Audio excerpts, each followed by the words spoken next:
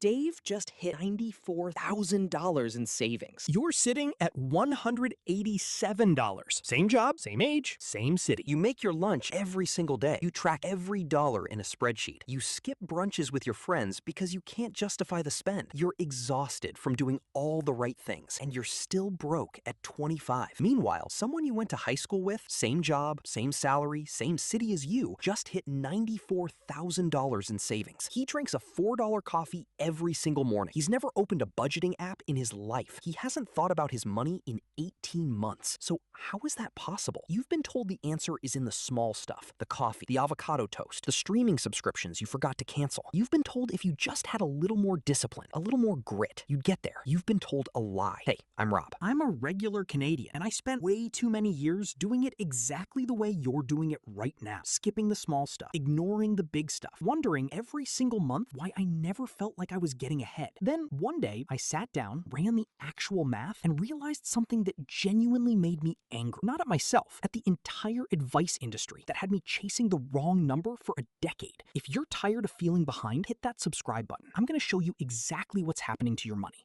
Let's look at your actual numbers. You live in a 525 square foot one bedroom in downtown Toronto. Your rent is $2,400 a month. It's where you always wanted to live. Your own space, no roommates, a real adult life. To make that work on $55,000 a year, you cut hard everywhere else. You gave up the coffee, you gave up Uber, you meal prep every Sunday. Your phone is 4 years old. You're proud of how disciplined you are. After one full year, here's where your money went. Rent, $28,800. Groceries, about $4,800, since you cook at home. Transit, $1,200. Utilities, internet, phone, insurance, another $5,000. Coffee, zero. Uber, zero. Entertainment, almost nothing. Total spending, $42,000. Your after-tax income on $55,000 in Ontario is about $44,500. You saved approximately $2,500 in your first year. $2,500 after everything you gave up. Now your high school classmate, same income, $55,000. Same after-tax, $44,500. But his rent is $1,100. He shares a 3-bedroom with 2 roommates. That's $16,600 less than you every year. He spent maybe $6,000 on groceries, plus eating out. Transit, same, $1,200. Utilities and the rest, same, $5,000.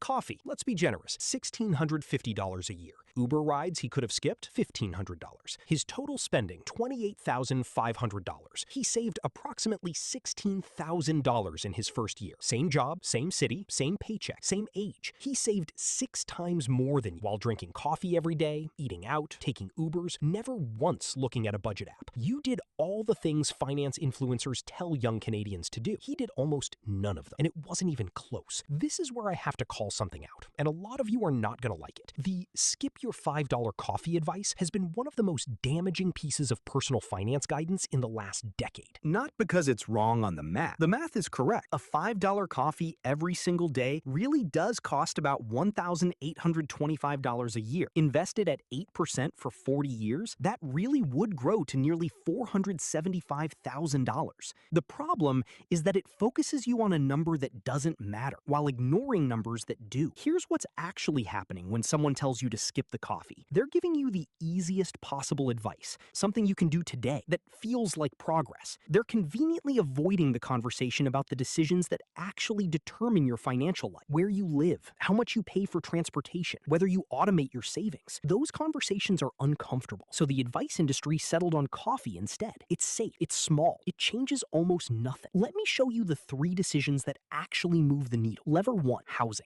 In every major Canadian city, your housing decision in your 20s determines your financial trajectory more than any other choice. Living alone in a 1-bedroom in Toronto, Vancouver, or Montreal can cost you $1,200 to $1,800 more than living with roommates. Over 5 years, that's $72,000 to $108,000. Invested in a TFSA at 8%, that becomes nearly $500,000 by retirement.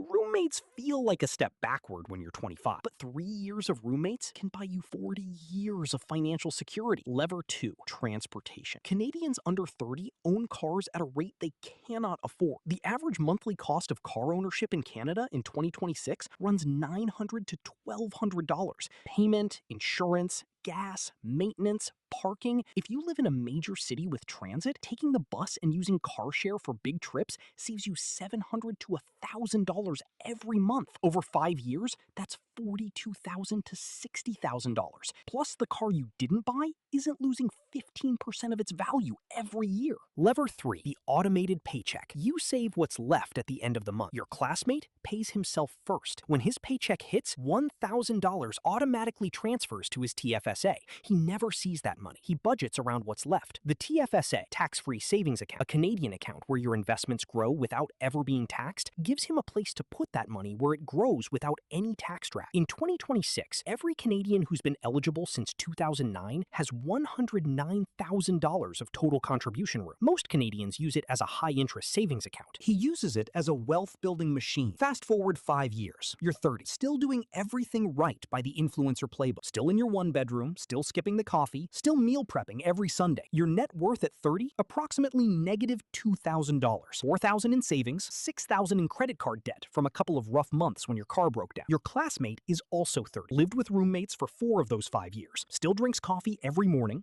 still eats out a few times a month. His net worth at 30, approximately $94,000. $84,000 in his TFSA, $10,000 in an emergency fund. The gap between you is $96,000 in 5 years. Here's where it gets brutal. If both of you stop contributing today and just let what you have grow at 8%, by age 60, his $94,000 becomes $945,000. Your negative $2,000 stays negative. The coffee strategy cost you nearly $1 million by retirement, and you're the one who skipped the coffee. So if you're 25 and you've watched this far, here's what you actually do. Number 1, pause this video, pull up your bank statement, and find the 3 biggest numbers. Audit your 3 biggest expenses: housing, transportation, debt payments. Add them up as a percentage of your take-home pay. If those 3 add up to more than 60%, you have a structural problem, not a coffee problem. No amount of skipping lattes will fix it. Number 2, if you don't have a TFSA, open one this week. Wealthsimple, Questrade, or any major Canadian bank will let you open one in 15 minutes online. Put your money into one diversified ETF. XEQT and VEQT are common options. That's an ETF, an exchange-traded fund. Basically a single product that contains hundreds of stocks at once. Set up an automatic monthly contribution. Even $100 a month started at 25 becomes about $230,000 by 60 at 8% returns. Number 3, every time you get a raise, increase that automatic contribution before you adjust your lifestyle. You will not miss money you never had. You're broke at 25 because you were taught to focus on the wrong things. Your classmate isn't smarter than you. He didn't get lucky. He didn't make more money. He just put his discipline where the math actually rewards discipline. The cliche is wrong. It's not your coffee. It's where you live. It's what you drive. It's whether you pay yourself first. That's the system that quietly builds wealth in the background while everyone else is performing financial discipline that doesn't add up to anything. If this helped, hit the like button, subscribe so you don't miss the next one.